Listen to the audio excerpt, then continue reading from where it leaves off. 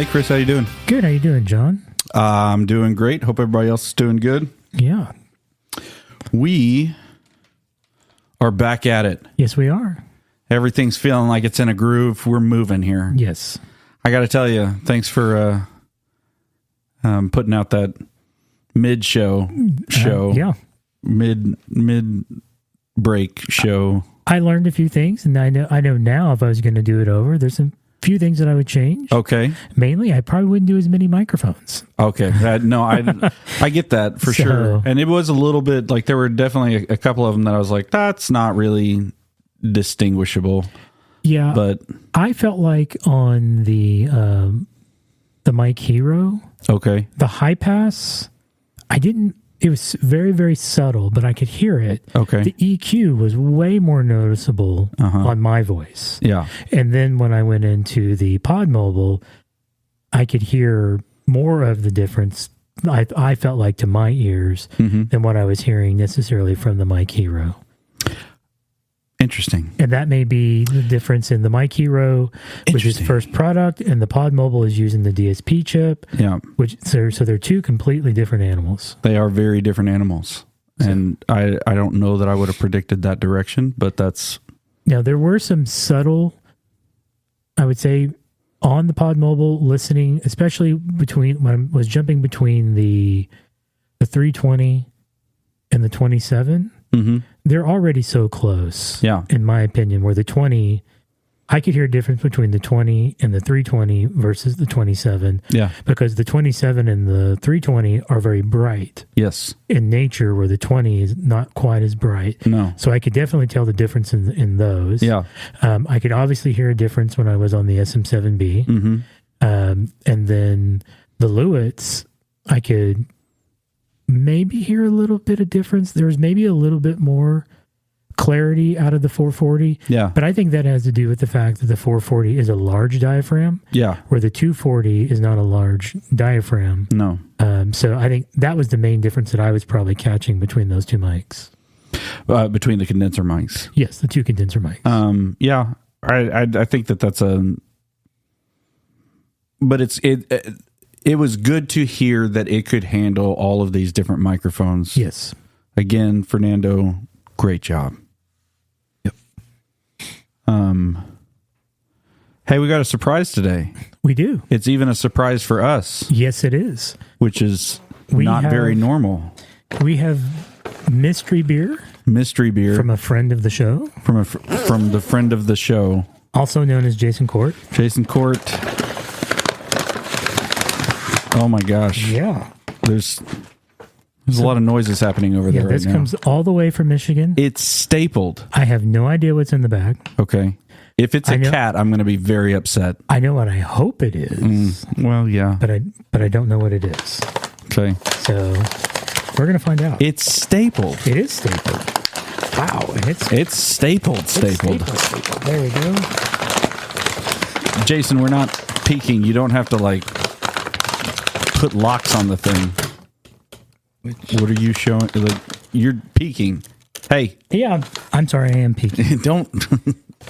All right. Don't do this to me. Are you ready? Yeah.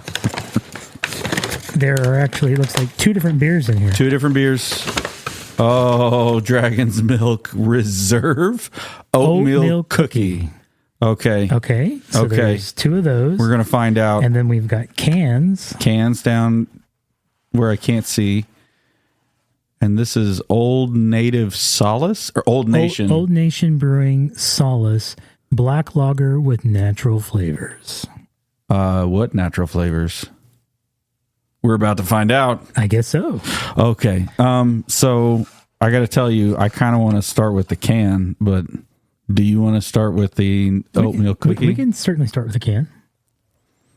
Do you want to do you start with the oatmeal cookie and I start with the can? And then we switch. And then we switch. That's fair. We can do that. The Dragon's Milk is 11%. It's high gravity. What's the 5%? 5%. Okay. So that averages Just out, saying. Right?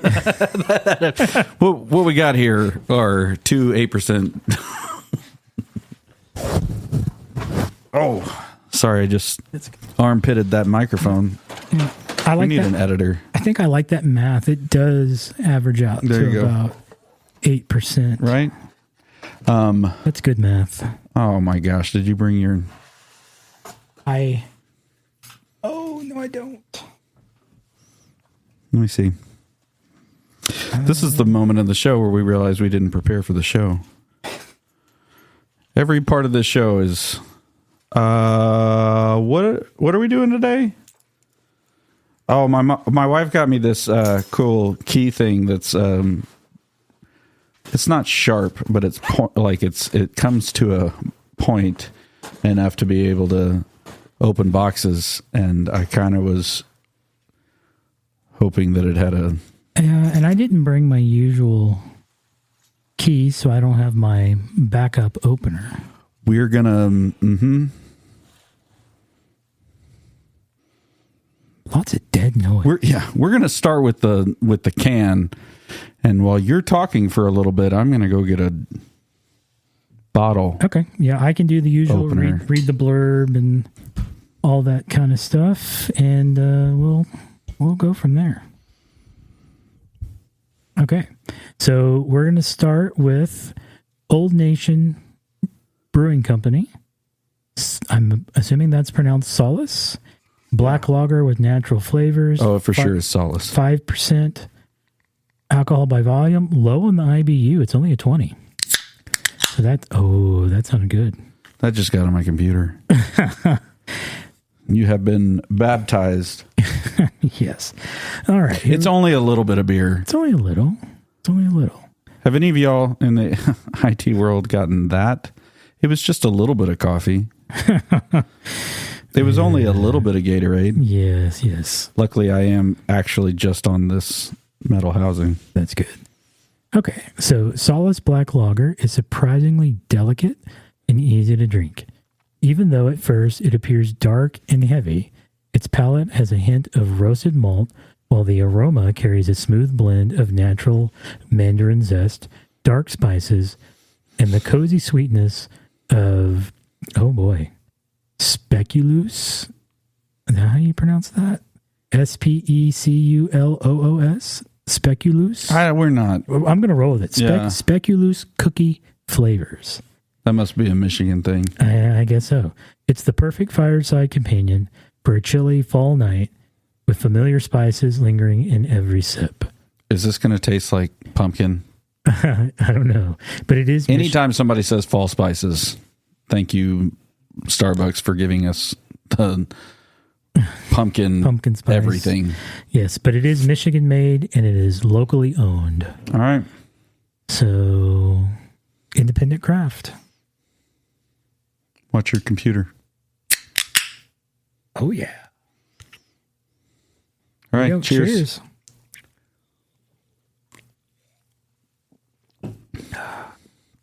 Oh. Something hit me and then it went really quick. Yeah, what is that? It's like mint. Right? What is that? Oh, what did they do to me? These natural flavors. Oh.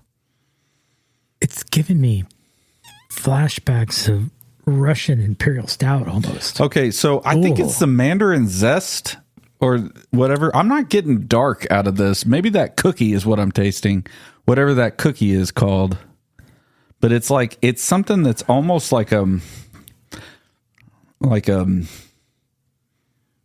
it's like cool. You know what I'm talking about? Yeah, it's kind of makes my tongue feel cold.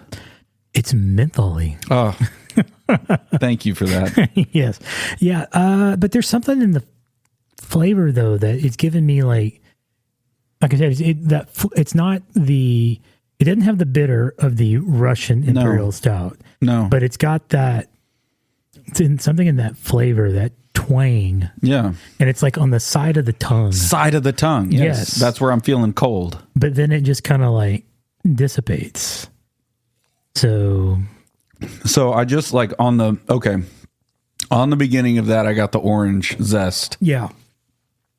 Which again is throwing me because it's like orange zest and then mint. Guys, Jason, I'm not sure I can recommend this. Yeah. I'm going to finish it because, I mean, if I could make it through Old Rasputin, I can make it through this. Yeah, you can. But yeah, this is... I don't think I can recommend. No. It's okay, if you're one of these, if you are like so there's a picture of fire on the outside of this. Yes, there is. It talks a lot about like fall and malt and warm and things like that. And I was just not expecting the flavor that this has in it, especially for a dark beer. It's you don't expect it to be. You can smell the mandarin when you smell it, or orange when you smell it out of the can. Yes, you definitely can. It hits, and then there's something very minty. Unless maybe that's the spice that they talk about. Yeah, but they said dark spices. This is not dark. Like there's nothing. The beer is very dark. The color of the beer is very dark. I don't want you to be thinking like we're about to drink one that's called Oatmeal Cookie. I don't think like this is not in the Oatmeal Cookie. No, because it does. World. What cookie did it say? Maybe that's what we're getting. Maybe it is whatever this speculoos cookie. Maybe it says cozy sweetness. It's got to be the speculoos cookie. We got the spectacle cookie. Spectacle cookie. Speculoos. Now we're on a hunt. Like we got to find out what it is. It's a type of spice short crust biscuit. Okay. Short crust biscuit. Makes me, it's very sweet. Some of the pictures I'm seeing are very gingerbready. Okay. I mean, that's got to be what that is. But it's like, it is a lot of it. I'm telling you right now. Wow. If you like these speculoos cookies, does it have somebody reading like how you actually pronounce this name? No. Okay. Let's see if I can find Google pronounce. Yeah, it can be dangerous. But like it's a lot of that. First, it appears dark and heavy. I'm not getting heavy. Are you getting heavy at it? Like, sorry. Speculoos. Speculoos. Okay, whatever. Okay. There's two O's. You can't say O's. Thank you. Speculoos. Sorry, you were saying something. I'm saying there? It's not. It says even though at first it appears dark and heavy, they must mean that by looking at the color of the beer. Perhaps. Because there is nothing dark and heavy about this. No. I'm not getting dark or heavy. What I will say that this beer has successfully done is it's made us talk more about the beer that we're drinking. Yeah. That's one of the areas where I feel like we've needed to really kind of extrapolate a little bit more, and this beer has achieved that. Sure, but mostly I'm interested in drinking beer, not talking about what the heck was that. Correct.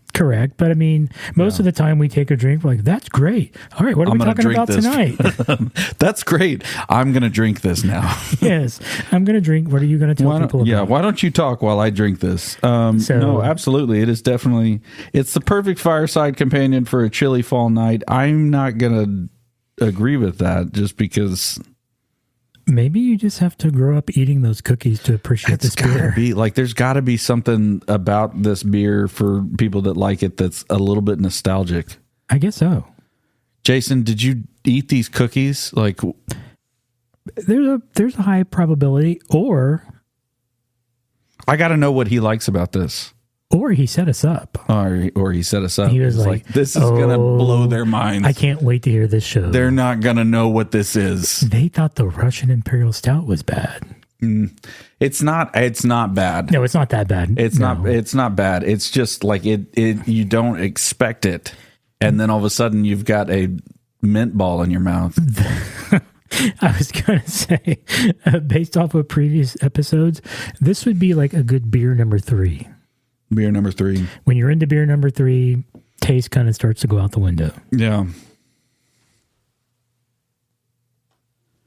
Okay, speaking of third beer, I'm gonna open my second beer, and then Old Nation can be my third beer. There you go. Okay, this is the Dragon's Milk Reserve Oatmeal Cookie. Whoops. Got it. Found a key. Okay. Stout with cinnamon, Oh, okay. brown sugar, raisins, oats, and vanilla extract. This could go sideways on us. Yeah. It's a treasure trove for the adventurous spirit.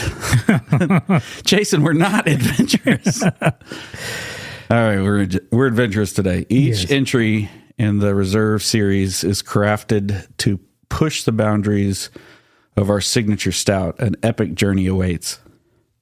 Ooh. I feel a little bit weird about them messing with perfection, though. The adventure begins with a slumber in the... Oh, my gosh. Oh, boy. There you go. With a slumber in the select bourbon barrels, imparting notes of vanilla and oak to this brew. Real oats, raisins, cinnamon, brown sugar, and pure vanilla extract are added to create a creamy experience reminiscent of a freshly baked cookie that completes the quest. Raise a glass to victory. Okay, guys, like I got to tell you, I'm seeing the connection here. I do see the connection here. I see they both rave about cookies. I'm nervous because Dragon's Milk is so good. It is. Okay, here we go. You ready? Oh, I'm gonna power through. You're gonna power through Solace. Well, I'm gonna drink this one, and then I'm gonna go back to that one. Okay. It's gonna happen. Here we go. Here we go, folks.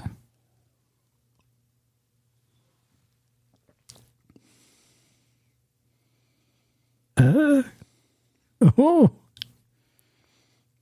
I can see the faces. He's not certain yet. Yeah, I'm not certain. It's a little syrupy. Ooh. You know, like I think that them putting other things in there. I mean, you can taste all the things, like individually, I feel like I can taste all the things. I'm having a little bit of trouble because the raisin is mixing a little bit with the, is it brown sugar or is it just cinnamon? Well, the raisin is definitely the brown sugar. So the raisin and the brown sugar are kind of mixing, and maybe that vanilla is just getting hidden in there, but like all of them together are just making it feel really thick, almost like yep. In not in a great way, in like the medicine-y way. That's not good. But it's definitely like it's a very different thing than what you're drinking right now. Yeah. So to me, the raisin is the piece where I kind of scratch my head. Well, I mean, they had to all for those the combinations. Oatmeal cookie. I feel like it's I don't know, somebody trying to. Oh, what you need is an acidic taste in there with all these sugars. You said acidic, but I heard Hasidic. Nope, that's not what I meant. You made me think of the Jewish people. Well, there you go. Yeah, it's different for sure. It's more what I expected this one to be like when it was talking about fall, I guess. But it is like it's a syrupy thing. Like the sweetness is kind of it almost feels like manufactured sweet, you know, not like but well, at least I know what I'm getting into. Yeah, you sure don't until you taste it. Okay.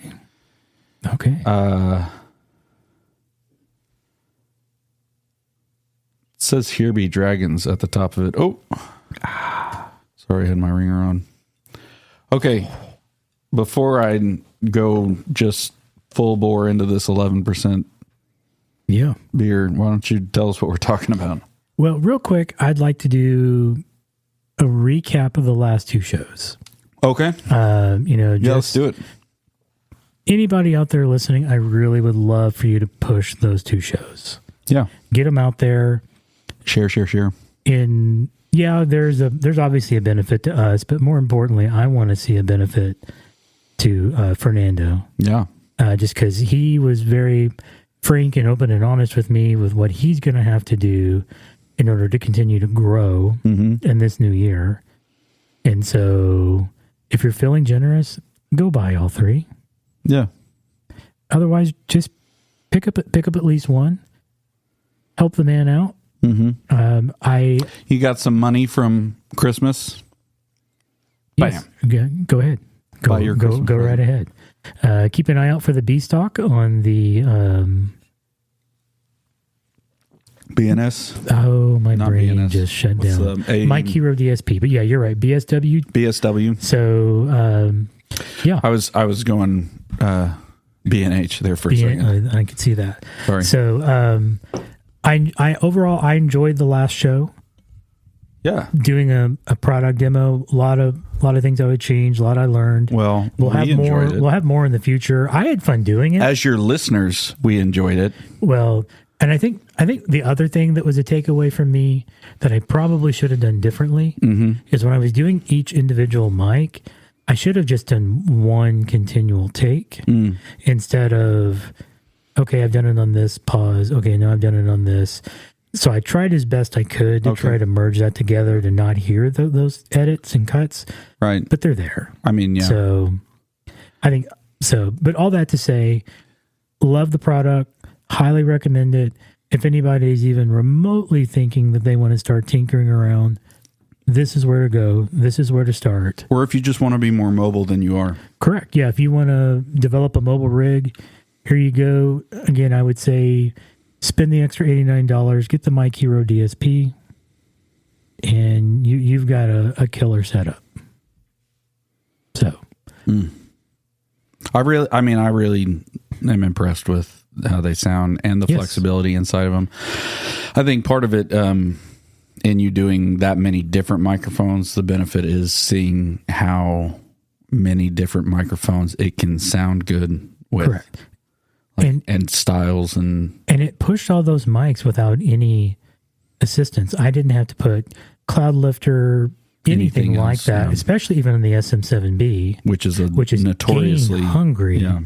And it worked. It didn't introduce a bunch of hiss and noise because the preamps are solid. So solid product. Buy as many as you can. Hand them out for birthdays. Tell as many as you can. Give them for Christmas gifts.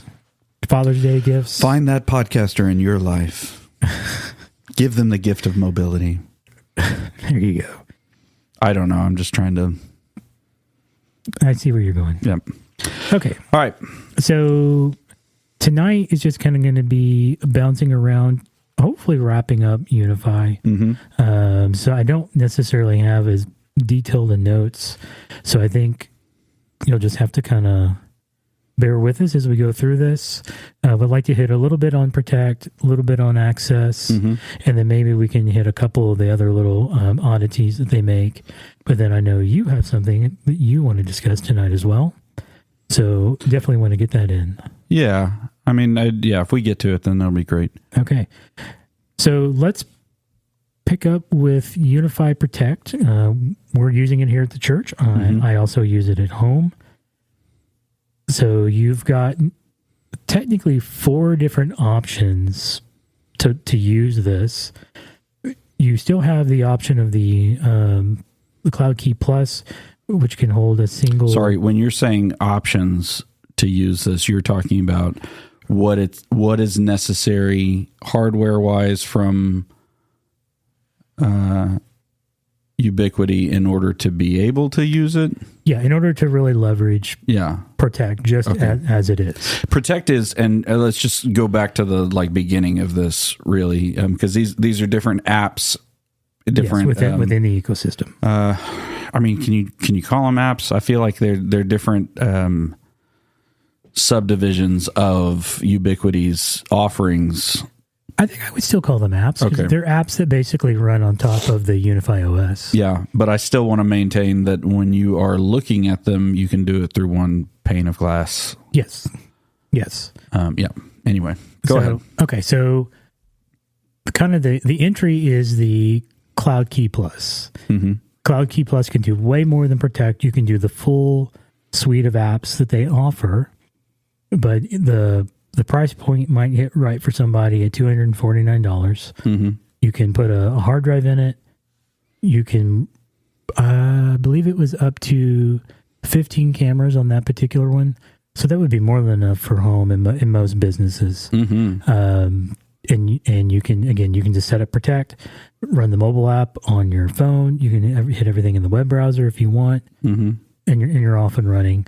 Then that next level up would be the UDMs that we talked about. Yes, that has again the full suite of applications, 1 or 2 hard drive bays, depending upon which model of the UDM now you purchase.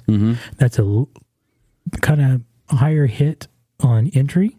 But again, if you're doing it at home and you're trying to bring in the full suite of applications, or if it's a business and you're bringing in the full suite of applications, those are kind of the 2 paths in that you're going to want to go.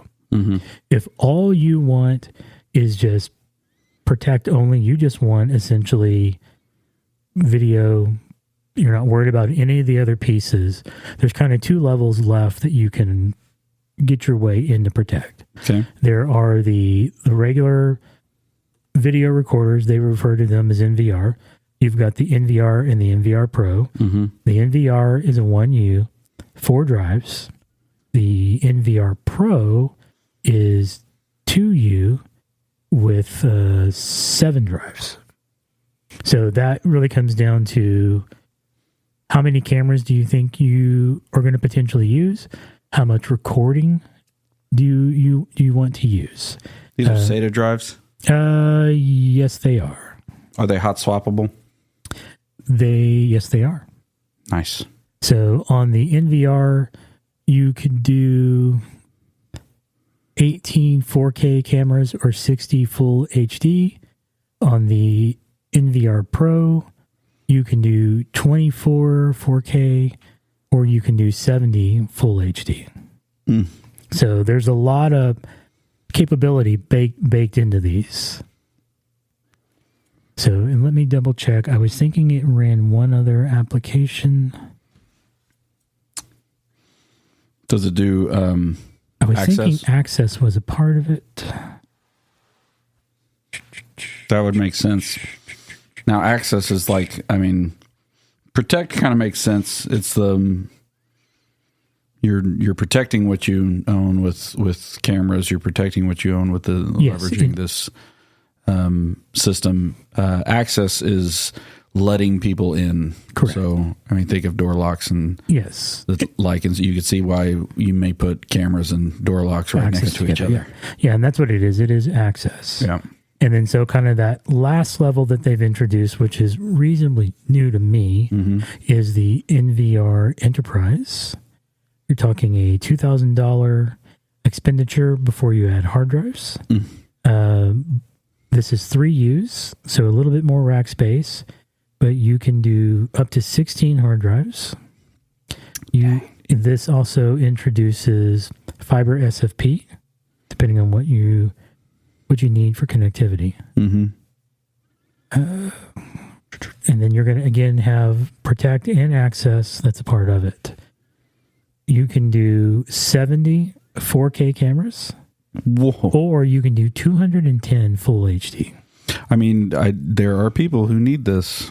Correct. I am not one of them. No. But God bless you and what you're trying to do. And then they have a whole host of cameras that you can consider. They've got bullet style. They've got dome style. They've got what I would almost call turret style. They have a couple variations on You just said turret style. Turret style, yes. I had to be careful on how I said that. You've got a couple of PTZ. They've got their Theta series, which is really designed around trying to make it as hidden as possible, and basically like in a ceiling tile. Yeah, I've seen those. It's pretty hidden. Like it is. And then you've got their AI series. They have basically the Gen 4 and up. They offer what they call AI detection. That means it can detect a person, it can detect a car, and it can detect an animal. And that's what they call AI detection.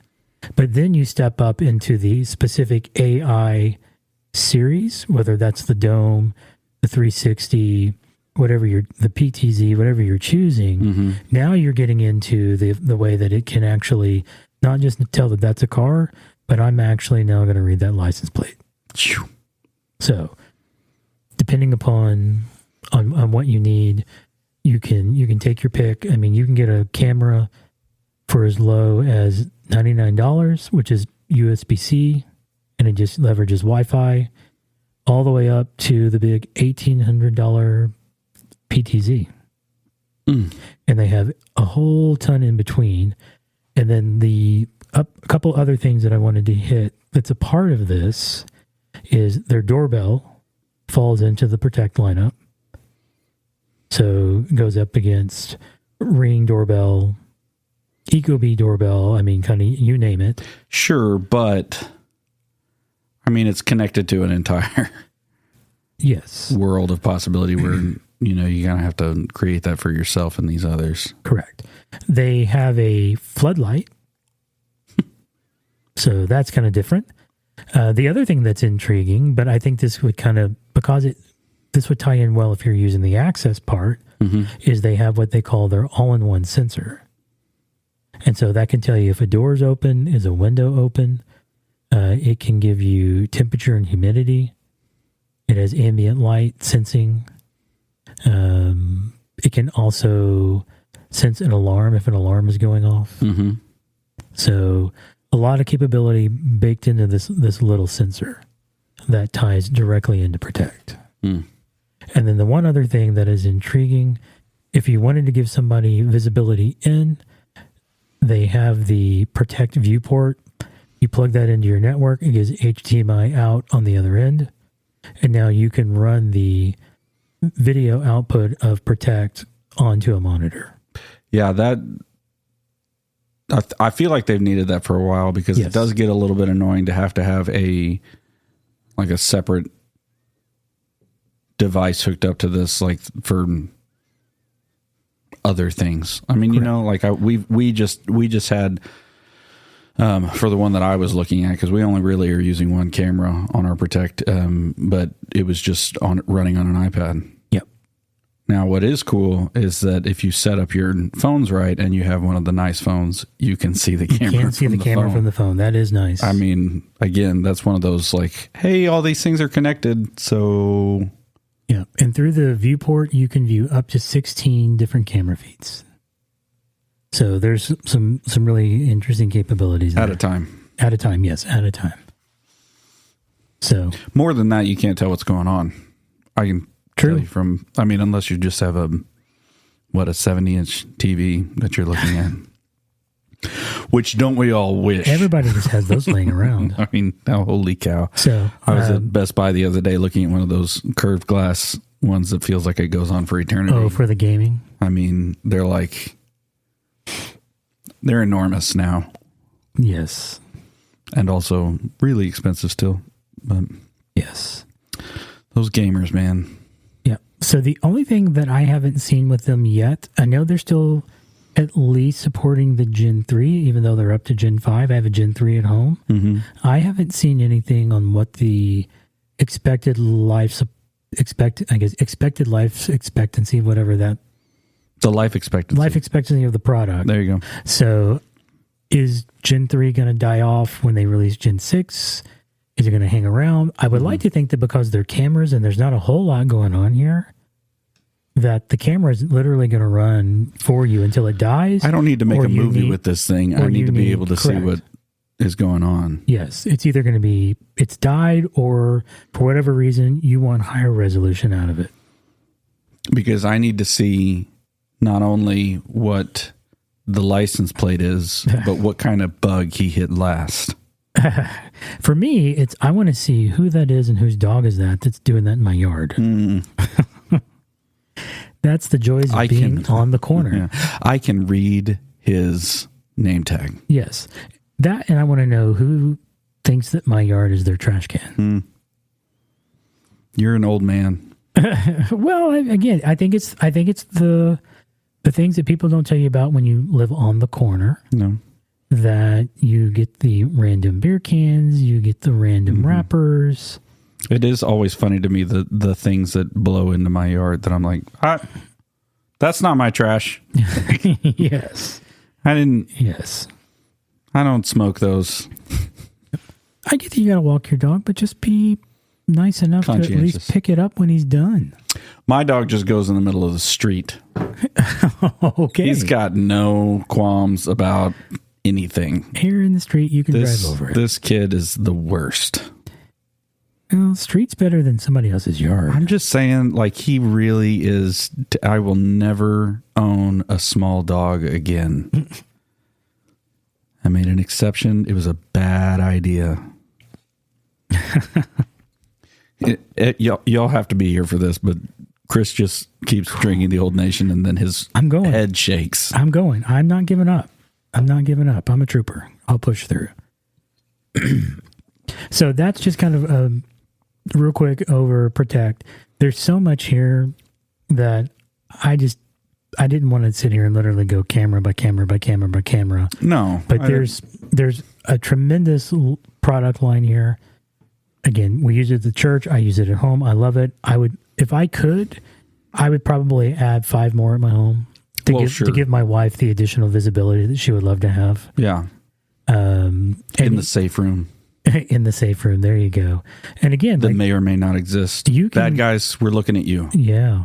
You can get the Gen 5 bullet. I have the Gen 3. When I bought my Gen 3, it was $200. The Gen 5, you can get it now for $129. And you're getting a higher resolution, better optics, better nighttime visibility that I'm getting out of mine. Mm-hmm. If I want to improve the nighttime visibility of mine, I've got to buy that add-on IR disc. Oh, yeah. And I just don't want to get into that.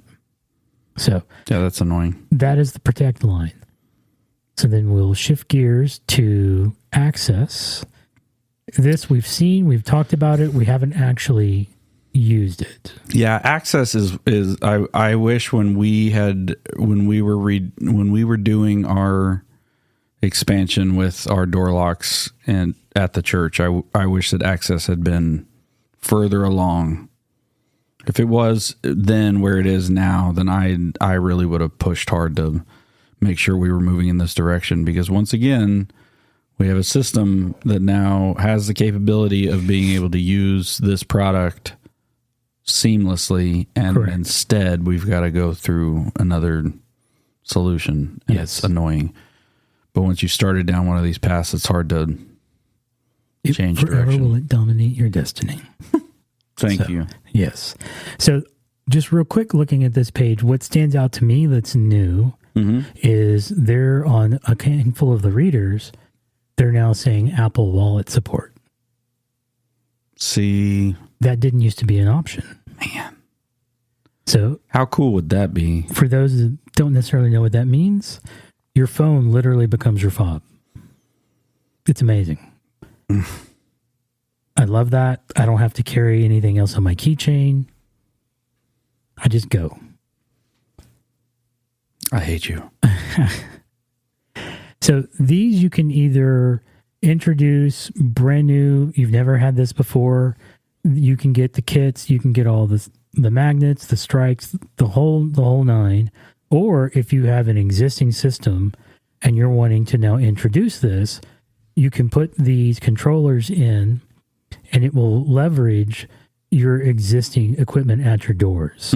So the only other thing that you would have to replace would be the fob reader, because you've got to have one of theirs. But your magnets are going to stay the same. Your push to open it'll be able to pick that up. If you've got the strike latch, I guess is what they call that. It'll leverage that, because those things are all the same. They get a signal to do open or close, lock, unlock. So it's great that you can leverage a lot of your existing infrastructure and then just add this on top of it. I got to think through that. That doesn't sound as painful as what I thought it was going to be. Correct. I know when we had looked at it in the beginning, you couldn't necessarily buy the magnetic locks, the electric locks, those pieces from them, but now you can. Yeah, and I'm realizing that wallet means that you can use your watch too. Yeah, that would make sense. Suck. So the one thing that would get interesting with this, if you were going this route and you're trying to protect against power outage, a couple of shows back, we talked about the mission critical switch that has the UPS baked into it. Yeah. This could be a great solution because your control hubs aren't necessarily going to be in a server room. They're going to be in some mechanical closet somewhere. Yeah. Now you can introduce that to give you battery backup for this system. Now, if you have the luxury that it also happens to be in your server room, then you can use your existing UPS. Yeah. But not everybody's going to have that. No. And there, even if you do have that, it may not be handy for it to be in every location that you would want to put one of these. Correct. Because that's just not. We've got a lot of doors here that unlock this way. Yep. We have, our church is a little bit different in that it's not just, the normal external doors on a building, but it's like we've got a campus, so it's got a whole bunch of different buildings. So every door basically on the outside of these buildings has these fobs on them. Yep. Fob readers. So it comes with its own set of problems. Yep. So looking at the readers are, it's not bad. I mean, you can get a reader on the outside for as cheap as $99. And then they also have the intercom that bakes into this. So you could have that on the outside. The person sitting at the front desk could then communicate. There's a camera built in. You can see who it is. And then you could potentially buzz them in. Yeah, that intercom looks pretty fancy. It does. And then it's got that wall situation, which would be more of like being at home. But can you imagine seeing the camera pop up whenever somebody comes in that? Wow. No, that's a different thing. Wow. Okay. There's a lot there. There is. And then when you look at the hubs, as they're referring to them, there is just a simple hub that can just do a single door, which is how most of this is going to go. Or they do have the enterprise access hub. And again, that depends on how many doors come back to a single location. But you can have multiple doors controlled by that access hub. Otherwise, you're doing the standard door hub, $199. But again, you could reuse the vast majority of all your existing equipment on that door. Right. You'd put that door hub in, you put your reader on the outside. This all gets adopted into your UDM or Cloud Key or whatever you're using, and you're off and running. Golly. This intercom viewer door unlock or intercom viewer is that's a thing. Okay. So, and then you can do standard access card. You can get the little round fob, little keychain fobs. Yep. Pocket fobs, whatever you want to call those. Yep. Yeah, they call them pocket key fobs. Yep. And then again, now you can with specific readers. So that's going to be the G3 Pro, the Reader Flex, and the G3. Those specifically, you can leverage Apple Wallet as your fob. And because it can, again, I keep running into different things that Apple Wallet will allow you to do. You can give somebody a key for a period of time just by texting them or messaging them, I guess, the pass. So you're sharing it out of your wallet to them? No, it's not yours. Like it would have to be an admin in the system. I think from what it looks like, it would have to be an admin in the system, but the admin could like say, "Hey, you coming to the church today?" Okay, well, I'm going to send this to your phone. Okay. And put it in your wallet. Okay, and you pull it up in your wallet, and it's just a UniFi card for that. But once they're done, then it's almost like a ticket into the building. This key fob will self-destruct. Oof, man. They just their video for this also has it as like it's biometric, like the little thing that they're talking about with this. This lady's like leaning forward with her face, and it's pretending like it's reading her face. So I don't know which one of these. That's probably the Reader Pro because it looks like it's got a camera. I'm just saying, if they're actually doing facial recognition. Not sure how I feel about that one. Kris, you know they have your photo in the license plate or in. Oh, I know. License, right? I'm an American. Let me gripe. My security. Users will receive 10 free touch passes in the first year to get started. Additional passes are $5 per user per year. Yeah, on the G3 reader, it specifically says unlock using the NFC card, PIN, UniFi Identity mobile app, Face Unlock, and Touch Pass. Does it make you stand in front of it and turn your head in a circle? I want to know what happens when I put the eyeball on my forehead. I bet it doesn't know who I am anymore. Wait a minute. That's not you. If it can't recognize me with a mask on, it can't recognize me. Well, I have to say, third eye. But since COVID, they've really done some improvements on facial detection when you're trying to get around it. So I wouldn't be surprised if the old extra third eye on the forehead no longer works anymore. It's worth knowing, though. Doctor Strange would be in trouble. Did you get done with it? It's done. Okay. Well, now I get to know what you think about the other one. I cannot recommend. Here it comes. Oof.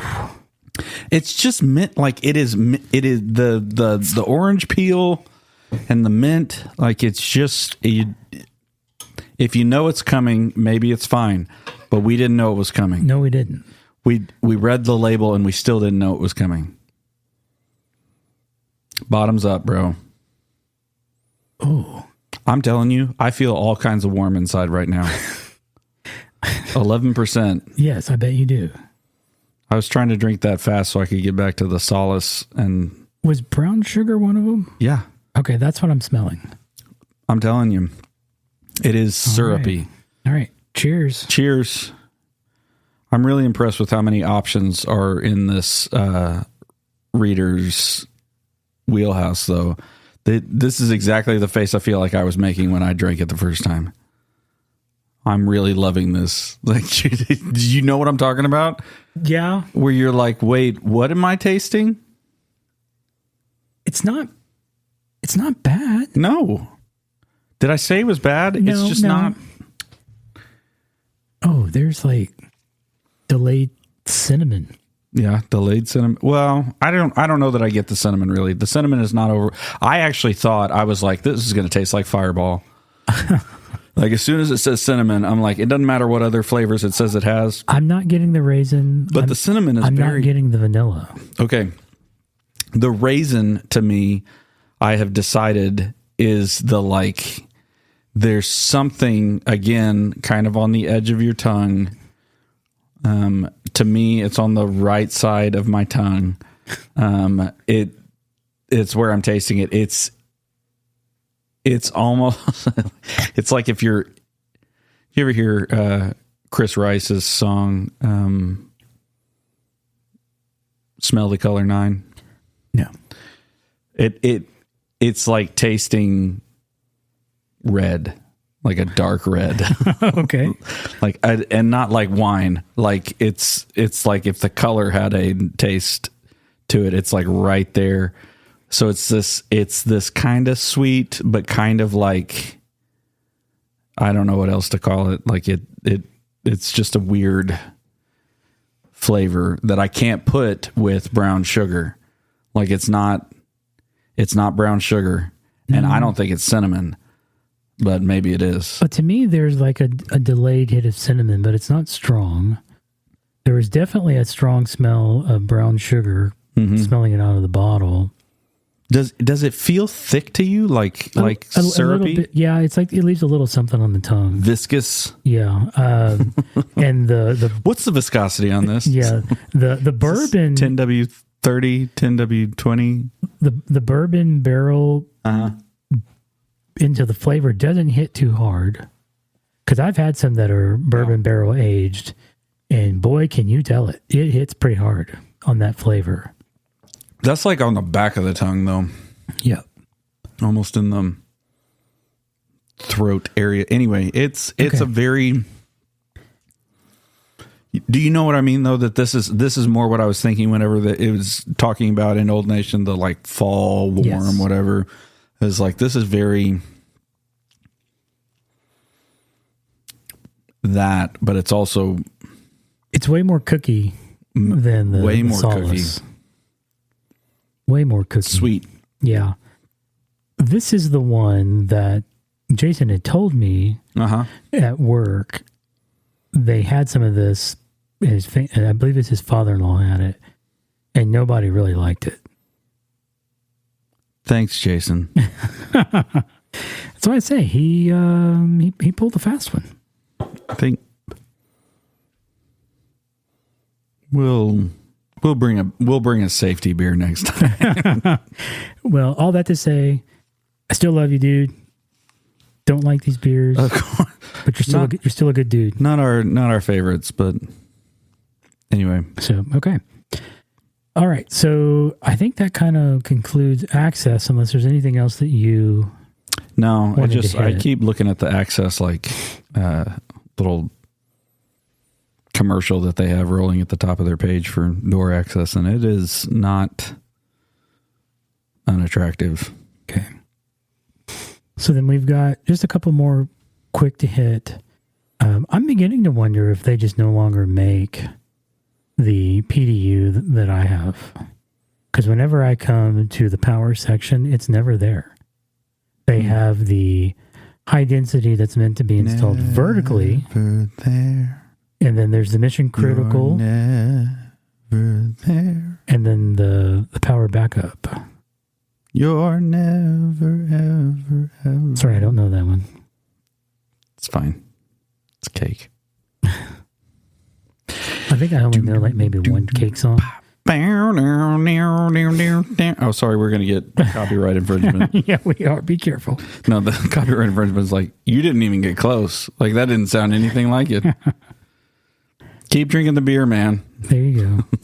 Stick with the beer. Stick with the beer. Cake was the he's going the distance, right? Mm-hmm. That's probably about the only Cake song that I know. Well, I mean, that one and Never There were probably their... Okay. But like, they've got one called No Phone, which is just awesome. Okay. But reluctantly crouched at the starting line. That I know. That one. Yes. He's engines pumping and thumping in time. Sorry. He's going for speed. My cousin introduced me to Cake. Okay. And there's just a few of their songs from probably those three, honestly. Was Stick Shifts and Safety Belts, was that Cake? That may have been Cake. Sometimes I forget like everything that they did, but anyway, there's a few of their songs that are like fantastic. I think if Stick Shifts and Safety Belts are Cake, you need to listen to that one. It's just funny. And then you're talking about the song? It's called that? Yeah. Okay, because it's not one of their albums. Oh no, it's not an album. It's just a song. And then what was the other one? No Phone. Yes, it is Cake, Stick Shifts, and Safety Belts. So Stick Shifts and Safety Belts and No Phone are two. Okay. And remember, like, you need to... can you look up No Phone and see when it was released? Let's see. Early... I'll be your Jamie.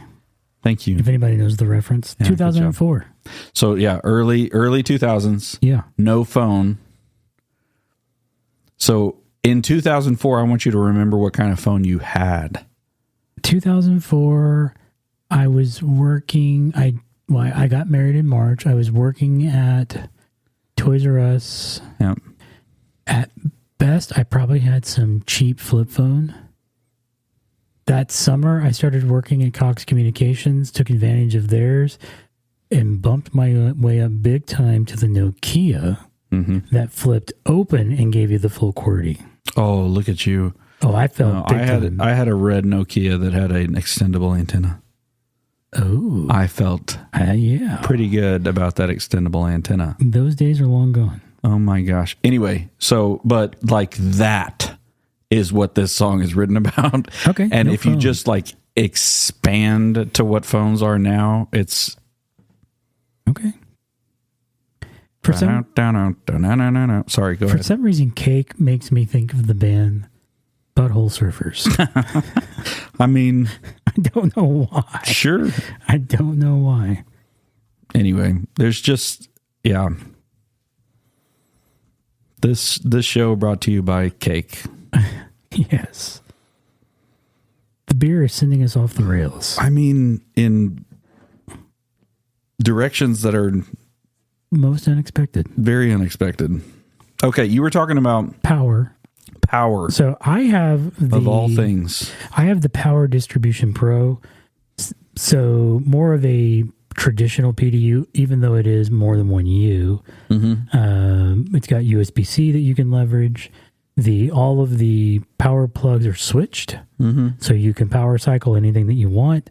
One port in particular is assignable as where your modem is plugged in, so that if you lose your internet connection, it will automatically power cycle your cable modem or whatever modem you have, or router, or whatever it may be, to try to see if it can restore service. And it notifies you of that it did this once everything comes back up. But I just haven't seen it on here in quite a while. No, I don't think that they're. But then they have the high density. But again, that's designed to go vertical in a nice big network rack. So that says cabling excellence. Yes, but then they have the power backup, which is a 1U. It's got 950 watts, but it's really meant as the redundant power supply to specific switch models that they offer. Which, if you have that capability, that's a nice extra bonus. And then again, the mission critical that we were talking about, that is a actual switch, but it has that battery backup built inside of the device. 368 watt hours. Goodness. So I really wish that they had the Pro. I love mine. I enjoy it. You can go again. It's all these things are all manageable through the mobile app. It's fun to go in and go, I haven't rebooted that switch in a while. I should probably give it a DOS boot. And I can go right into the app and do it. What was yours is called the... It should be the PDU Pro. So they have the USB PDU Pro, Power Distribution Pro. Yeah, it's sure not showing up in the store, though. Am I not in the store? I'm definitely in the store. TechSpecs.ui.com.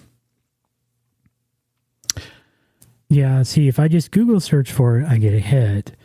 It's Power Distribution Pro, but it says sold out. Yeah, no, okay. It's not in the store anymore. It's just they're giving me tech specs on what it was. So maybe they just don't make that model anymore. I'm telling you, though, that's pretty good looking. I've really box there. I've enjoyed it. It's been nice. And you can rub it in. Yeah. Not trying to. Yeah. They've got the power backup. See, and they've got this is that different version of gas. I mean, I now have there's not a different version of gas. I have two versions of gas. Gear acquisition syndrome is just as bad as guitar acquisition syndrome. If you just call it gear acquisition syndrome, I feel like guitars fall in that They do. category. They fall into that category. Absolutely. Very easily. Absolutely. Well, all that to say, if you can get your hands on one of these Power Distant Pros, I highly recommend it. Oh, that hit him. Oh, folks, this is one of the few times that I wish we had video. Are you going to make it? Yeah. So I forgot that I switched beers. So I think That wasn't Dragon's Milk? I was like, I was bracing myself for the like sugar syrup, and instead I got all orange. Oh, so you just took a swig of Solace. That was, yeah. Oh, I'm sorry. I thought you took a swig of Dragon's Milk and something got you. No, that was, I finished Dragon's Milk and I switched back to Solace, and I thought I was still on Dragon's Milk.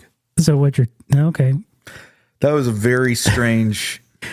Kind of like when you... It felt like my brain just said, hey, that beer curdled. Oh boy, that's probably even a little bit beyond you thought you were drinking Dr. Pepper, but it's actually tea. Yeah, no, that's real bad. Yeah.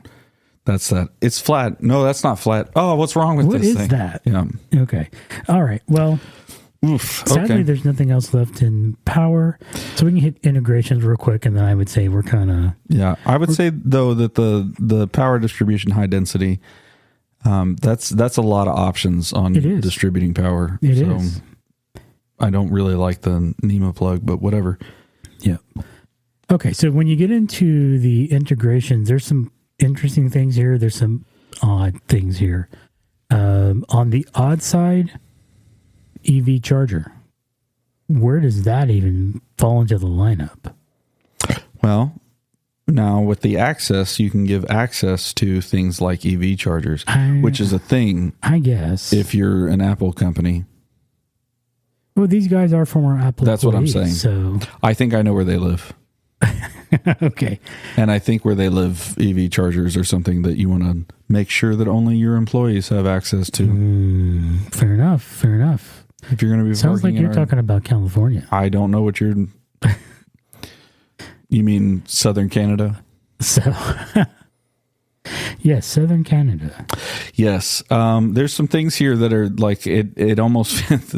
This integrations part kind of feels like beta, except for... It's the catch-all. Yeah, except for the phones. Like, the phones shouldn't be in integrations. They should be their own thing, because you've got camera security and you've got door access separate. Phones should be separate. Yeah, I don't know why phones are included in here, so that's weird. It makes me nervous that they're thinking about not having them anymore, because they took out the Flex. Now there's just the Max and the Touch and the telephone adapter, which we use as a fax machine adapter. Yes. But it just may be that they just found that most people weren't wanting the Flex after all. I hear what you're saying, but I still would like for them to have it as an option. They don't even have it in the tech specs, which, I mean, if they've got the Power Distribution Pro in the tech specs and they don't have the Flex, they're saying that thing is bye-bye. Yep. I really like their phones. I think their phones are great. They've been the Flex is just the one that we've used as kind of for people that are used to just a very normal basic phone. The Touch and the Max, or the Touch and the Touch Max, they seem more like what phones should be to me. What a desk phone now should be. Absolutely. And I like both of them a lot. We actually have we have a lot of staff that don't want their phones, which I'm like, I don't understand. You really want everyone to have your cell phone? Okay. I just don't think that's... Now, granted, this is a church, so it's a little bit... Maybe there's some difference there. Mm-hmm. But just thinking in terms of... From a business approach, mm-hmm. You don't want people getting so used to that particular person's number, and then eventually they're going to be gone. Yep. And now everybody is still thinking that person, that number, versus if it was a church-owned number, as people move on, the number continues to function. It just happens to go to the next person. Mm-hmm.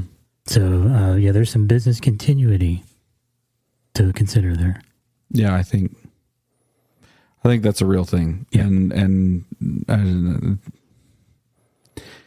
some of it is the church part. Some of it's the mom and pop. True. Very true. backwoods feel. So the next thing in the list, I'm still shocked you haven't bought one. The Power Amp. Yeah, the only reason I haven't bought it is I don't have anybody that's asking me for this. That's true. And That's I'm like, man. I wish I could justify the cost. Yeah, it's expensive. So yeah, I mean, so basically for everybody out there, this is basically their version of the Sonos amp. You bring your speaker, you plug it into here, and now you can essentially cast audio Anywhere where this is at to those speakers. Because I actually... Whoa. I understand that you said it correctly. Cast anywhere to those speakers. Like Correct. you can plug in a lot of different speakers to this. There's a lot of like functionality here. Yes. Like, oh yeah. I don't know. But at $599, it's a little cost prohibitive for most people. Yeah, no, it's a weird thing to have in your home. Yes. So for me, although what I would like to do at home. We have particular friends that like I feel like I don't understand why they don't have this. Oh, that's true. I'm not going to name any names. Animal House is going through my head. Yeah, right. Anyway, there's a lot of like, why? Hey, can you buy this? Can you? I just want to play with it for a little bit before you install it in your house. Yes. Yeah. So for me, what I want to do is I want to put some speakers on my back patio, and this would be great, but that's a lot of money. So what I'm looking at is essentially, and it pains me to say this just because I know how low end it is, and I know you're now going to think less of me as I say this, but I'm literally looking at a Bluetooth enabled receiver made by Pile. I see the look of disappointment on your face, but I could pick it up for $75 off of Amazon. It can go in my network rack because it's actually rack mountable. I run my speaker wire out to those outdoor rated speakers, and I can now send my audio. Yeah, what's your distance on your back porch to the where it would be sitting? I'm probably going to be pushing it right at the edge. That's the only thing that Bluetooth, with Bluetooth, I'm like, what the heck, dude? Yeah. So what I was really originally looking for is, could I find a rack mount receiver that is cost effective? Oh, there's the face. That has HDMI in, because what I wanted to do is I just simply wanted to plug in a Chromecast. Okay. And then I could cast the audio. Sure. No, that makes sense. But when I start getting into those type of receivers, we're now talking a whole different cost category. Yeah. And I just have to decide, am I ready to make that purchase? So did you see this as HDMI eARC? Oh, on the Power Amp? Yeah. That's not surprising. Just throwing it out there. You want to go 50-50? Sure. Then we have to figure out joint custody. Joint custody. Listen, whoever uses it for 2 weeks has to bring it back to the show. Yes. We'll have a nice parting gift with its blankie and toothbrush. Yes. Okay. So, is there anything left? I kind of like the phone. I'm concerned that their digital signage kind of just been stuffed into this category. I don't know how well it's been received, but always a question. But like I like the. I think the Connect display, just because of its size, has a very most of the time whenever I need an independent signage thing, I'm not looking for something small. If I need something that I'm going to wheel from one place to another or anything like that, or just have in one place or another, like it needs to be bigger. This is almost like the size of it is almost. Their display is too small. Yeah, it's room like room number size. You know what I mean? Yes. And I don't have a lot of use for that. Yeah, I mean, a 21-inch display just isn't going to work in my opinion, for a lot of places. But that's where the DisplayCast and the DisplayCast Pro are different, because now you can just attach this to any existing display you have and turn it into a Connect display. And I remember, like, when we talked about the DisplayCast and the DisplayCast Pro, you and I had different opinions about which one of these was actually more bang for your buck. Yes. But I don't remember what that discussion was, or even why I had the opinion that I had. But I like the idea of being able to, and I guess it has to do with particular use case in what problems I'm being asked to solve right now. The idea of having something connected to our network that then I can use not only for signage, but for specific, like, I need this room to have this information in it right now. Like, that's really important. Yeah, I'm trying to look real quick to see what the differences are.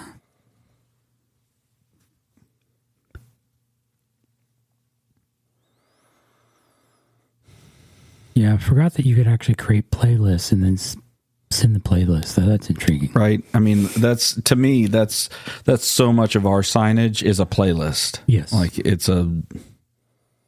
I need this and then this and then this.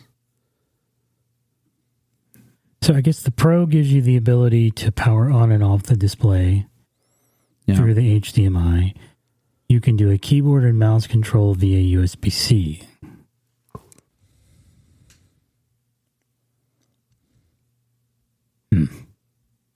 Well, again, I'm concerned that it's just kind of been tucked in the back corner here. And yeah, I think there was something else, though. I can't remember what it was, though. Yeah, nothing else is really standing out when I look at the two comparisons. Because you can send the content in 4K. You can do your playlists. The Pro gives you the turn it off and on again. Mm-hmm. Keyboard and mouse with that. You can do Wi-Fi or Ethernet on the Pro. And I look at the cast. You present the 4K playlist where you can automatically power off. But the cast is Wi-Fi only. Mm-hmm.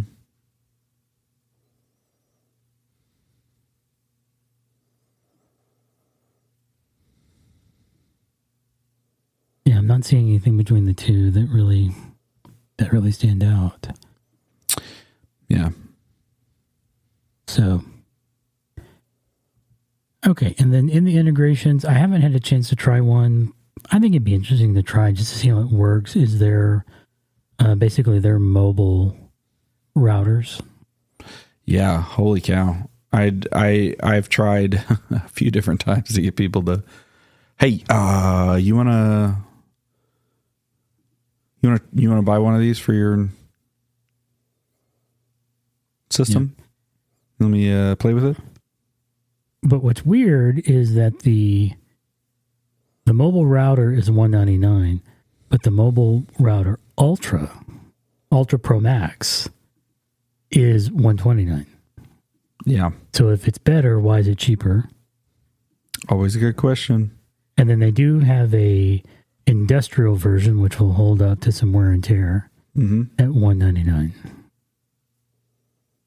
So I wouldn't mind buying the $129 and giving it a try and see how it works.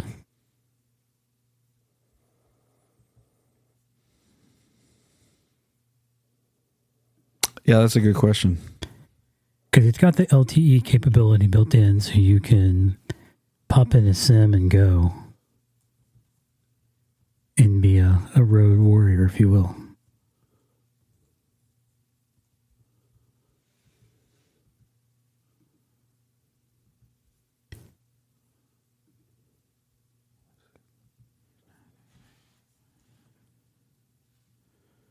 So, and then I guess the last two things here is, if I remember correctly, Chad had one of their LTE failovers, but there was a bug in the mix Uh-oh. that drove up the monthly cost for him. Does that sound familiar to you?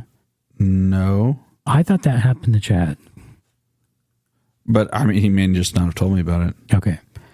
So they do have that. It's the LTE Backup Pro.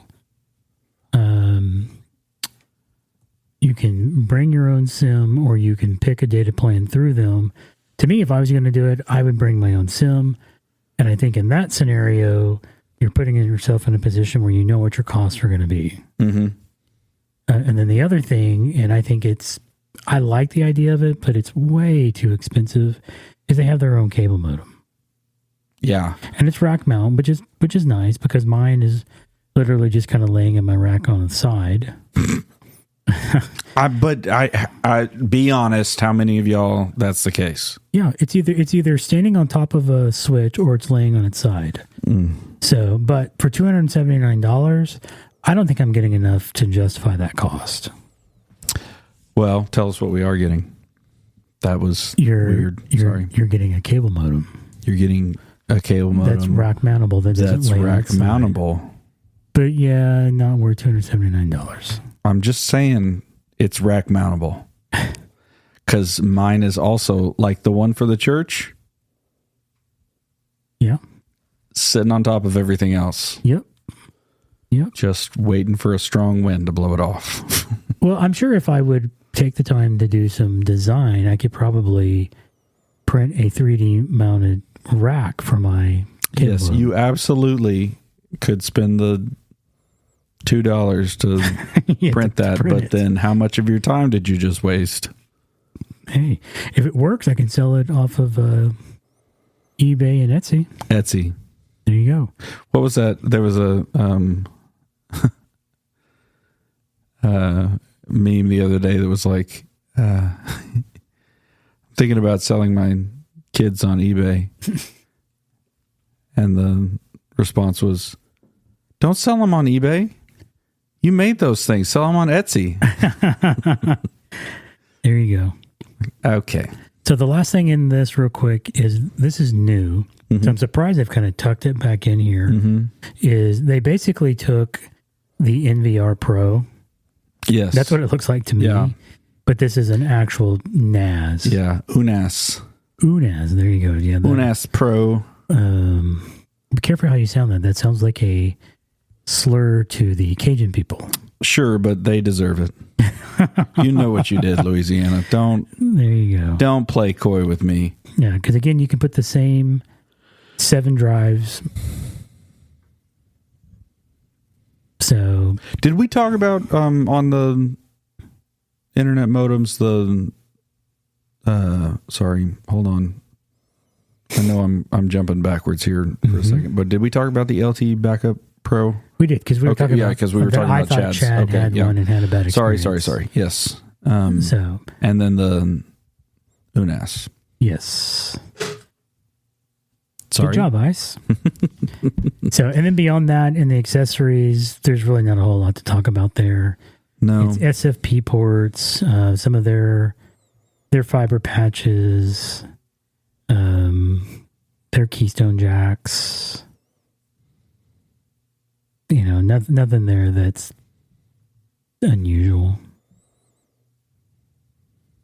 So I would say that would conclude UniFi for us. UniFi.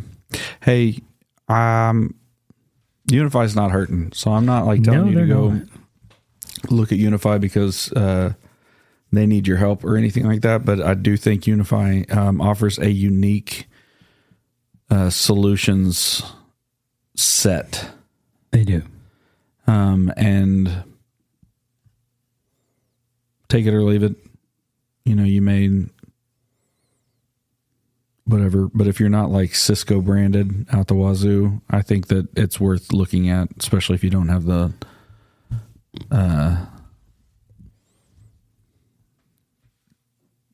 don't have quite the capital, or if you're just not wanting the year-over-year investment.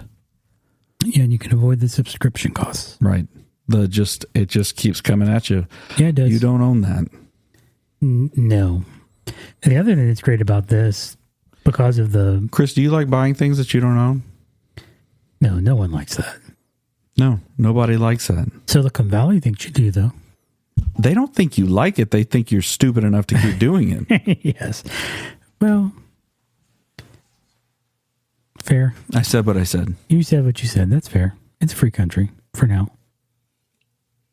Okay, so do you have time, you think, to talk Probably not. Mighty Networks? I want to prep you for Mighty Networks. Okay, so this was actually brought to me by a friend who wanted to talk initially with me about podcasting. He had an idea for a podcast that he and his friend wanted to get started on, and so he was asking me questions about gear, as one would. Yes. Hey, what gear do you like? He wanted to sit down and have a conversation about this. Well, because of life and everything else, like that got pushed. Sure. To where, we finally got around to it. And when we sat down this time, he was like, okay, I'm a little more knowledgeable than I was before. We've already started to do some of this, but we've decided that instead of a podcast, what we want to build is a community. Okay. And so, there's the part of me that is immediately suspicious whenever there's a software or a offering or whatever that's comes out that's new. But that's why I want to look at this together. What he has suggested is this mightynetworks.com. Okay. Mighty Networks seems to be what they're selling is the idea that instead of a podcast or a YouTube channel, they want to give you the option of being able to put different resources together, but that are geared towards a specific group of people. Sure.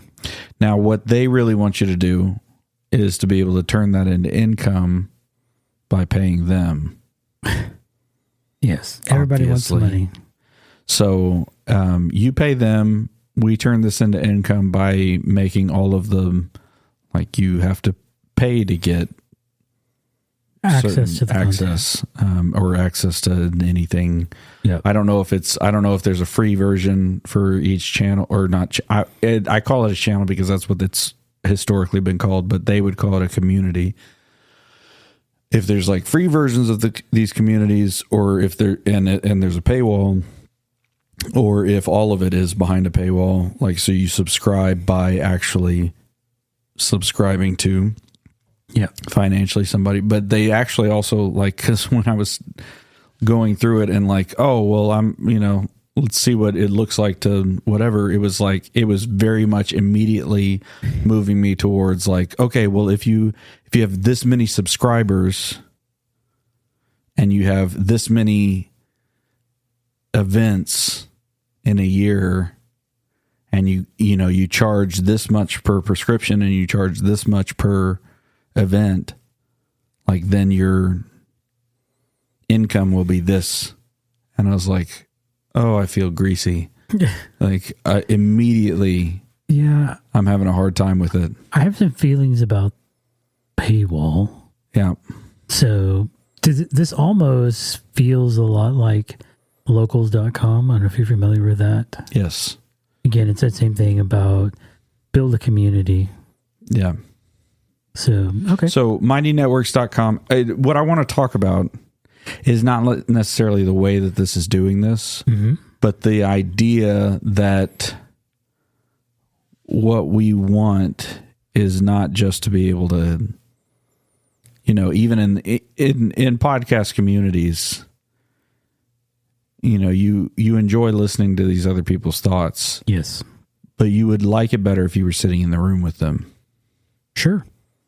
I think there's a step in between. I think you like listening to them, but you would like it better if you could see them. You like seeing them, but you would like it better if you were sitting next to them. Yeah, but I have a face for radio. So do I. But you know what I mean? We have this interaction that is at least half visual. Yeah. I mean, you know what I'm saying? Like the fact that we keep referencing like, oh, I wish you could see his face right now.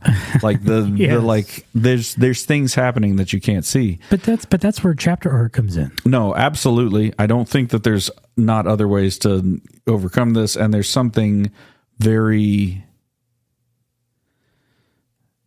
like we have movies, but people still read books. I'm not saying that one takes out the other, but I do think that like there's a place for like, let's figure out how to bring all of these pieces together, sure, and make this this type of like, even if like I would love for there to be a seamless way to say like, if you want to listen to the podcast, that's an offering. Yeah. If you want to see us in the room, that's an offering.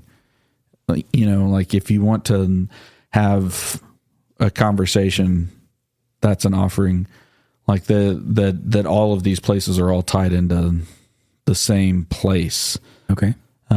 I like that idea. And so the idea that Mighty Networks is kind of doing some of that, it's attractive to me. I don't like it. Feels sleazy the minute I start talking about having a paywall. Yeah. That's only because I'm not trying to make this my job. Sure. I'm sure that people who are trying to make this their job really appreciate how easy it is for them to do the paywall. Anyway.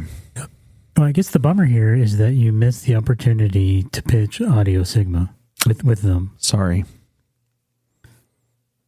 Yes. That's okay. Sorry, Fernando. Yeah. Okay. Well, that's a good teaser for next show. Wait, no, I did. Never mind. Go ahead. But yeah, I guess so. Next show we can kind of dig into that a little bit deeper, and kind of talk about what it offers, what it's capable of. I would love for us to maybe the like theme of the show can be how to try to drive a community. And like driving a community, what the advantages of like different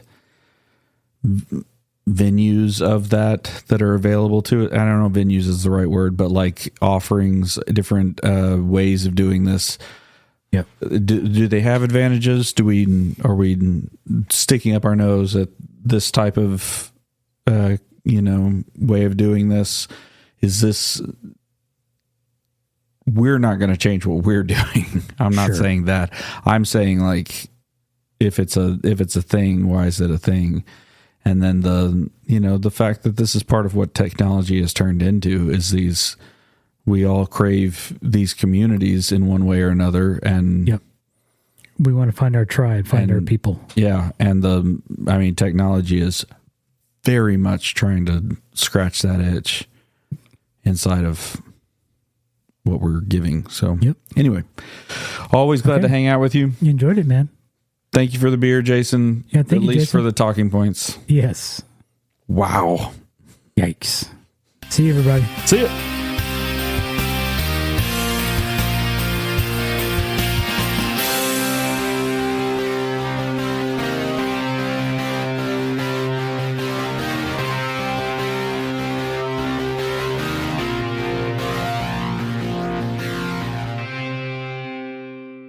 Well, hello there, friends. Guess what we're making today? Butter. We're going to make butter from scratch, friends. It's so easy, you're not going to believe it. If you come to my house, I promise you'll feel better when you get out. Because you have so much butter. My mom calls it WD-40. It's fabulous lubrication. Butter makes everything better. Butter makes everything butter. No, butter makes everything. Did I say butter? I said butter. I say butter makes everything better. Butter makes everything better. It really does. I love butter. But we can talk about that some other time. You can skip the butter. I was only kidding. Don't skip the butter, okay? I'm using a butter olive oil. Butter olive oil. Anybody who doesn't like butter, I don't trust them. I have the bowl of butter right there. That's just for emotional support because I don't think I'm going to put any butter in there. Maybe we'll put some in there. We'll see. they said you have enough butter in the dough. You know what I say? You never have enough butter. Somebody gonna say, oh, you know, I like your food, but it's too much butter. Well, guess what? Go eat somewhere else, okay? Because my food is gonna have butter. We're gonna finish it up with butter. Yeah, you gotta have butter. Butter, oh baby. No margarine, huh? You know, margarine is a molecule away from acrylic. You like plastic? You eat your margarine. Yeah, eat your margarine. I'll eat my butter. Thank you very much. It wouldn't be our channel if we didn't use any butter. Huh? So butter is good for you. The right way to do it, folks. Don't be afraid now. Butter is a friend. You don't have to put butter if you don't want to put butter. But I do. That's for emotional support. I have to stop for a second because I need to get some butter and cream. I like better butter, but it's really up to you. It doesn't matter. I love my butter. This is going to be good, let me tell you. And the main ingredient of a lemon sauce, believe it or not, friends, the main ingredient of a lemon sauce is butter. Fresh lemon juice. So this is going to be very acid. I love it when it's very acid, because more acid it is, more butter I can put in. So you want to put a little butter in there. Measure carefully. Measure carefully. We're going to put a little bit of butter on the pan. Just a little bit of butter. Maybe I'll add a little bit more. I'll publish the exact recipe. There's never enough butter. And of course, we're going to use a little butter. I love butter, you know that, right? Butter is good for you. You know, my mom calls it WD-40. It's good for you. Butter. We're going to use the butter. Don't worry. See, look at that. And then we're going to put a little bit of chicken stock. Maybe just a little bit of cream. What do you think? And butter. We're going to put butter. Huh? We're going to put butter, friends. Butter it is. Better it is. Butter is good. All right, friends. Butter is good. You know, Time Magazine had an article, Eat Butter. I'll show you the article. It's very old. No, it's not at all, really. Look, it was 2014. Not that long ago. Time Life. Eat Butter. You know how many times I read this? Look at this. It's a little old right now, but Eat Butter. Scientists label fat the enemy. Why they were wrong. Read the article. Butter is good for you. Look.